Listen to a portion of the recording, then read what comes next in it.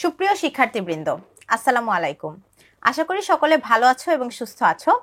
সকলকে স্বাগত জানাচ্ছি আমাদের আজকের উইকলি জিকে হাইলাইটসের 16 নম্বর এপিসোডে। সঞ্চালক হিসেবে আমি আছি মুনতাহানুর মিম, পড়ছি ঢাকা বিশ্ববিদ্যালয়, এবং আমাদের সাথে বিশেষ অতিথি হিসেবে আছেন আমি মোহাম্মদ জহুরুল ইসলাম, 43তম বিসিএস এর শিক্ষা ক্যাডারে সুপারিশপ্রাপ্ত। সবাইকে শুভ নববর্ষ। ধন্যবাদ ভাইয়া আপনার মূল্যবান সময়টি আমাদের সাথে থাকার জন্য। তো আমরা আজকে শুরু করে দিব আমাদের উইকলি জিকে হাইলাইটসের এপিসোড 16-এ। আমাদের প্রথমেই আছে জাতীয় বিষয়াবলী, এবং জাতীয় বিষয়াবলীতে প্রথমে আমরা দেখতে পাচ্ছি মার্চ ফর ইউনিটি অনুষ্ঠিত হয়ে গিয়েছে। আমাদের 31 ডিসেম্বর আমাদের মার্চ ফর ইউনিটি হয়েছে কেন্দ্রীয় শহীদ মিনারে। তো এই মার্চ ফর ইউনিটির কারণটা এবং তাৎপর্য সম্পর্কে একটু ভাইয়া জানতে চাই। মার্চ ফর ইউনিটি এটি ঘোষণা দেয় বৈষম্য বিরোধী ছাত্র আন্দোলন, যারা কিনা ফার্স্ট স্টেক হোল্ডার এই বিপ্লবের, জুলাই বিপ্লবের।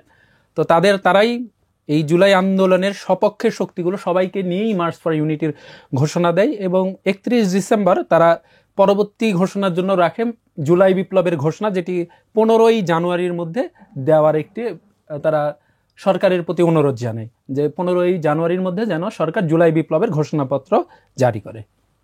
ধন্যবাদ ভাইয়া। এরপর আমরা চলে যাব আমাদের জাতীয় বিষয়াবলী।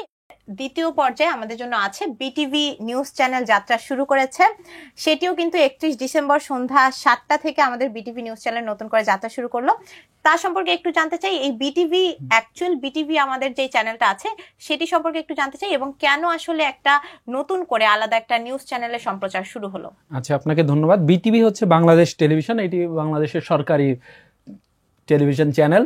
এটি 1964 সালে শুরু হয় এবং 1980-র দশকে এটি রঙিন টেলিভিশন হিসেবে যাত্রা শুরু করে। পরবর্তীতে বর্তমান সময়ের, আধুনিক সময়ের প্রেক্ষাপটে নিউজকে সারা দেশে ছড়িয়ে দেওয়ার জন্য শুধুমাত্র নিউজ বেসিসে বিটিভি নিউজের যাত্রা শুরু হয়েছে।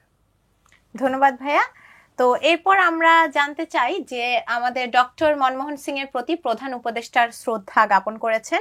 তো সে সম্পর্কে একটু জানতে চাই যে ডক্টর মনমোহন সিং এর আসলে কেন তার নামটা গুরুত্বপূর্ণ, বা তার জীবনী সম্পর্কে কি স্পেশাল কোনো ব্যাপার আছে কিনা যেটা আমাদের মাথায় রাখতে হবে। আচ্ছা, ডক্টর মনমোহন সিং সম্পর্কে বলতে গেলে প্রথমে বলতে হয় একজন বিনয়ী, প্রজ্ঞাবান এবং রাজনীতির উপরে উঠে দেশকে নেতৃত্ব দেওয়ার যে ব্যাপারটা, সেই ব্যাপারটার জন্যই এই ডক্টর মনমোহন সিং বিখ্যাত।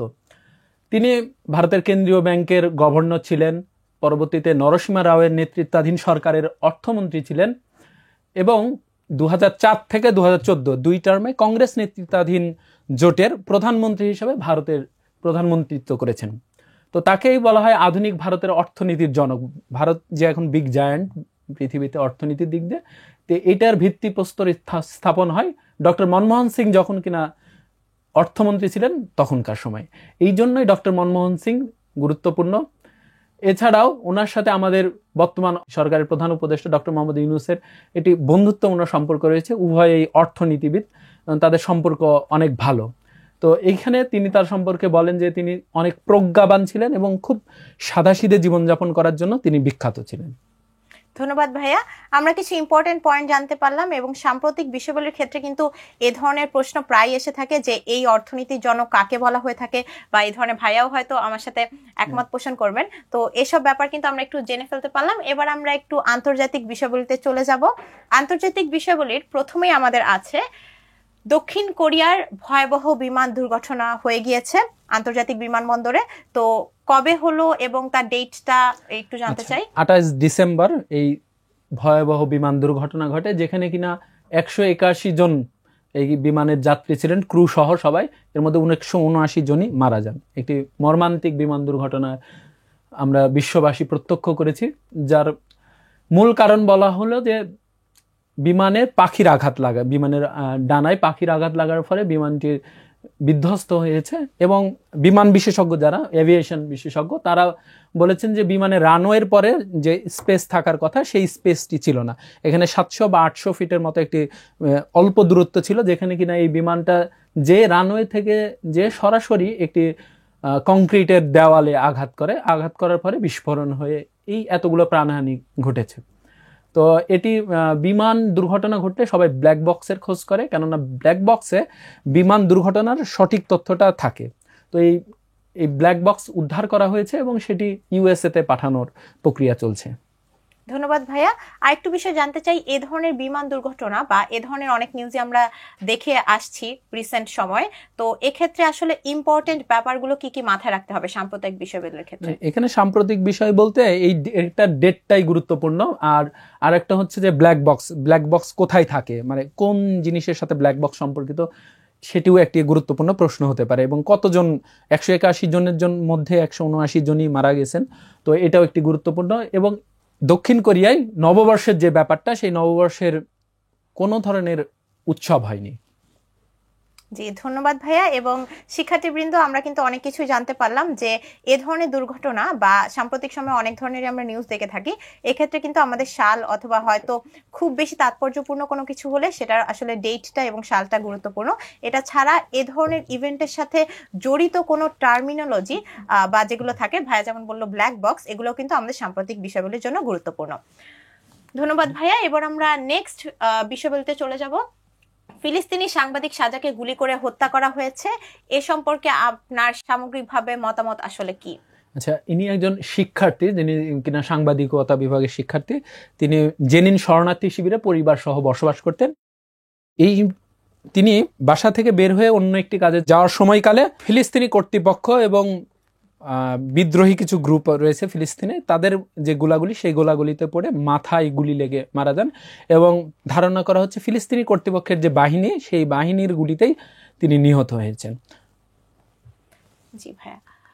এরপর আমরা জানতে চাবো যে সাবেক মার্কিন প্রেসিডেন্ট জিমি কার্টার আর নেই, তো জিমি কার্টার সম্পর্কে, তার জীবনী সম্পর্কে ইম্পর্টেন্ট কোনো কিছু যদি মনে থাকতে হয়, কি কি বিষয় আসলে লক্ষ্য রাখতে হবে আমাদের? আচ্ছা, জিমি কার্টার হলেন ইউএস এর 39তম রাষ্ট্রপতি, যিনি 1977 থেকে 1981 সাল পর্যন্ত ক্ষমতায় ছিলেন। এবং ইউএস এর প্রেসিডেন্ট যারা আছেন তাদের মধ্যে সবচেয়ে বেশি বয়সী, বেঁচে থাকার মধ্যে তিনি 100 বছর এই ব্যক্তি জিমি কার্টার বেঁচে ছিলেন। তো তিনিই প্রথম বিশ্ব নেতা যিনি কিনা পরিবেশ বিষয়টিকে গুরুত্বপূর্ণ বলে মনে করেছেন এবং পরিবেশ বিষয়কে যথাযথ গুরুত্ব দিয়েছেন। তিনি হোয়াইট হাউসে সোলার প্যানেল স্থাপন করেন, পরিবেশ বিপর্যয়ের যে ব্যাপারটা রোধ করার জন্য, জীবাশ্ম জ্বালানির উপর থেকে চাপ কমানোর জন্য তিনি হোয়াইট হাউসে সোলার প্যানেল স্থাপন করেন। আর তিনি তার সময়কার শাসনামলের একটা গুরুত্বপূর্ণ ঘটনা হলো ক্যাম্প ডেভিড চুক্তি। এখানে হচ্ছে মিশর ও ইসরায়েলের মধ্যে একটি চুক্তি হয়, এটি হলো ক্যাম্প ডেভিড চুক্তি নামে পরিচিত 1978 সালে। এবং 1979 সালে ইরানের যে বিপ্লব হয়, এই বিপ্লবে জিম্মি নাটকের সৃষ্টি হয়, যেটি মার্কিন নাগরিকদের ইরানে জিম্মি করা হয়। তিনি সঠিকভাবে সেটিও সমাধান করতে পেরেছিলেন। আর তার সময়কালে রাশিয়া আফগানিস্তানে আগ্রাসন চালায়। আর জিমি কার্টার 1986 সালে বাংলাদেশে আসেন।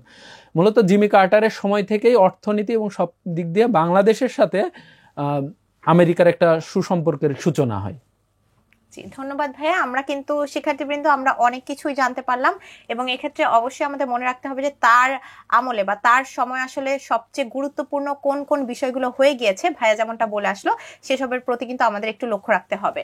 আমাদের পরবর্তী সাম্প্রতিকে আছে জর্জিয়ার প্রেসিডেন্ট রুশপন্থী মিখাইল কাভেলাশভিলি, উনি নির্বাচিত হয়েছেন। এক্ষেত্রে আমরা কিন্তু একটা পরিবর্তন দেখতে পাচ্ছি, সেই পরিবর্তনটা সম্পর্কে একটু জানতে চাই এবং ভবিষ্যতের কি প্রভাব পড়তে পারে।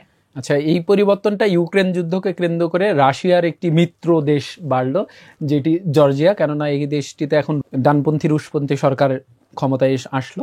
মূলত জর্জিয়া একটি সংসদীয় প্রজাতন্ত্র এবং এটার প্রধান নির্বাহী হলেন যে প্রধানমন্ত্রী, রাষ্ট্রপতি একজন আলংকারিক হেড, তো বাংলাদেশের মতোই।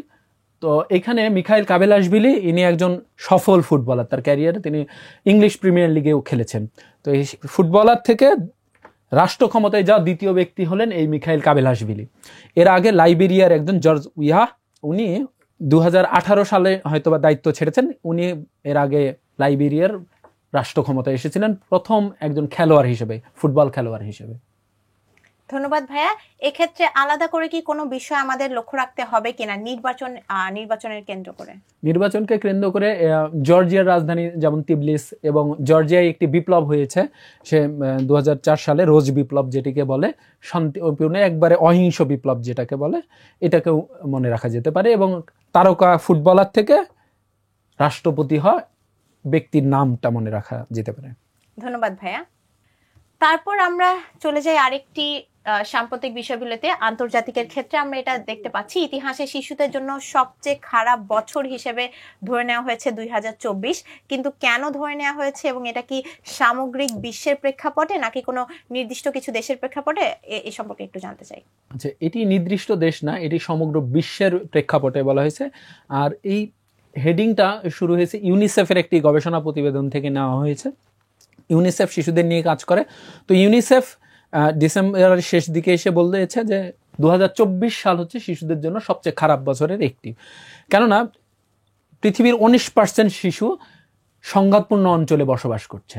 মানে বা পৃথিবীতে এখন যে সংঘাতগুলো চলছে মূলত যুদ্ধ, এছাড়াও হচ্ছে অপুষ্টি, টিকা না পাওয়া, এই ব্যাপারগুলো হচ্ছে শিশুদের এই বছরে অ্যাফেক্টেড করছে। এখানে আমরা ফিলিস্তিন থেকে শুরু করে আমাদের পার্শ্ববর্তী দেশ মিয়ানমার, ওইদিকে সুদান, দারফুর, এই অঞ্চলগুলো ওতেও শিশুরা মারাত্মকভাবে ঝুঁকিতে রয়েছে, কারণ তারাই সবচেয়ে ভার্নারেবল এবং সবচেয়ে ঝুঁকিতে থাকেই তারাই। প্রায় 5 কোটির মতো শিশু এই বছর বাস্তুচ্যুত হয়েছেন।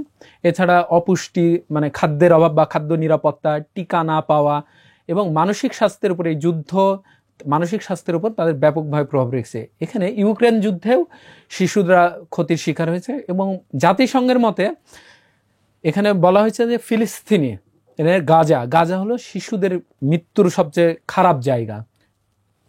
গাজাকে বলা হয়েছে হটস্পট এই শিশুদের মৃত্যুর জন্য। জি ভাইয়া, ধন্যবাদ।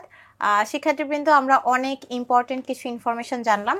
পরবর্তীতে আমরা দেখতে পাচ্ছি ইয়েমেন থেকে ইসরায়েলে ক্ষেপণাস্ত্র হামলা, সে সম্পর্কে একটু জানতে চাই। আচ্ছা, ইয়েমেন থেকে ইসরায়েলে হামলা মূলত করতেছে একটি শিয়াপন্থী ইসলামী গ্রুপ, যারা ফিলিস্তিনের সাথে সংহতি জানিয়ে ইসরায়েলে এই হামলা শুরু করেছে।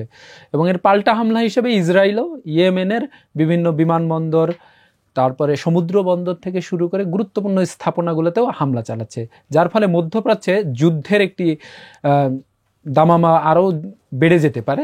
এই আশঙ্কাটাই তৈরি হচ্ছে যে মধ্যপ্রাচ্য একটি বৃহত্তর যুদ্ধক্ষেত্রে পরিণত হতে পারে। ধন্যবাদ ভাইয়া। আমাদের উইকলি জিকে হাইলাইটস এপিসোড 16-এর পর্যায় ছিল এ পর্যন্তই। তো ভাইয়া, অসংখ্য ধন্যবাদ এতক্ষণ সময় নিয়ে আমাদের সাথে যুক্ত থাকার জন্য। আপনাকেও ধন্যবাদ। শিক্ষার্থীদের উদ্দেশ্যে কোনো পরামর্শ থাকলে? শিক্ষার্থীদের উদ্দেশ্যে পরামর্শ বলতে, আমরা অনেক বিষয়ই এখানে আলোচনা করি, প্রায় 10টার মতো বিষয় থাকে। তো এখানে ব্যক্তির ক্ষেত্রে সাধারণত মনে রাখতে হয় ব্যক্তিটা কেন গুরুত্বপূর্ণ। যেমন ডক্টর মনমোহন সিং এর ক্ষেত্রে আমরা বললাম যে তিনি ভারতের অর্থনীতির বর্তমান যে অবস্থা, সেই অবস্থার জনক, এবং কি ছিলেন তিনি। ভারতের গভর্নর ছিলেন, অর্থমন্ত্রী ছিলেন, 2 টার্মের প্রধানমন্ত্রী ছিলেন। ব্যক্তির ক্ষেত্রে তার গুরুত্বপূর্ণ, যেমন জিমি কার্টার কততম প্রেসিডেন্ট, এই বিষয়গুলো ব্যক্তির ক্ষেত্রে ব্যক্তির কাজ গুরুত্বপূর্ণ। সাধারণত জন্ম মৃত্যুর তারিখ আসে না, তার সে কেন বিখ্যাত, বিষয়গুলো এরকমই আসে। এবং যেমন বিমান দুর্ঘটনার এই ক্ষেত্রে কতজন মারা গেছে বা কবে এই ঘটনাটা ঘটেছে বা দক্ষিণ কোরিয়ার রাজধানীর নাম কি, সংশ্লিষ্ট বিষয়গুলো গুরুত্বপূর্ণ। তো সব বিষয় মনে রাখার দরকার নেই, আমরা যতটুকু আলোচনা করছি আশা করি এতটুকুই পড়লেই হবে এই টপিকগুলোর মধ্যে থেকে। অসংখ্য ধন্যবাদ ভাইয়া এত সুন্দর করে সব বিষয়গুলো বুঝিয়ে দেওয়ার জন্য।